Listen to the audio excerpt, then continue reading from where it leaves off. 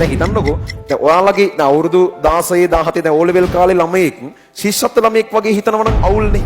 ඕගොල්ලෝ කවුරුත් ඒ වගේට කැමතිත් නෑනේ. ඌ හිතන්නේ පොඩි එකෙක් වගේ අපෝ ඌ වෙන මේ මෝඩ වැඩ කරන්නේ පොඩි උන් කරන වැඩ කරන්නේ. දැන් ඔහොම ළමයි ඕගොල්ලෝ ආශ්‍රය කරලත් තියෙනවා. සමහරු O level වුණාට උන්ගේ ඔළුව තියෙන්නේ 8 වසරේ. හරි දැන් ඇඟෙන් O level දික්කලිසං එහෙම අදින්නේ. ඒ උනාට මානසිකත්වයේ 8 වසරේ තියෙන්නේ. හරි. එහෙම ඉන්නවනේ ළමයි. දැන් එතකොට ඒක 8 වසරේදී මරුනේ 8 වසරේ කාට 8 වසරේ මානසිකත්වයේ තියෙන එක නියමයි. හැබැයි 11 වසරේ කාටත් තියෙන 8 වසරේ මානසිකත්වය නම් ඒක පොඩ්ඩක් අවුල්නේ. සහෝක 11 වසරේදී අවුලක් නැති වෙයි. 12 වසර 13 වසරේදීත් ඒත් එහෙමනම් ගොඩක් අවුල්නේ. ඕගොල්ලොත් සමහරක් විට නොදැනුවත් වෙන්න එහෙම වෙන්න පුළුවන්. දැන් ඕගොල්ලෝ හිතන්න ඕනේ මම අර කියපු වගේ දේවල්. හැබැයි ඕගොල්ලෝ සමහරක් විට හිතන්නේ O level ළමයි හිතන්න ඕන දේවල් වෙන්නද? ඕගොල්ලන්ට ලොකුම දේ මේ වටිනම දේ සමහරක් විට යාළුවොත් එක්ක ඉන්න ඒක වෙන්නද?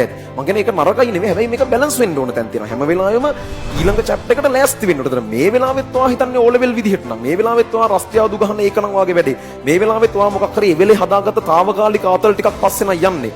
අන්න ඒ කියන්නේ ඔයා ඉන්නේ හරියට අර O level කාලේ ඉන්න 8 වසර ළමයෙක්ගේ වගේ මානසිකත්වයක. මේ වෙලාවේ ඔයගොල්ලෝ ඉන්න ඕන මෙන්ටැලිටි එක නෙමෙයි.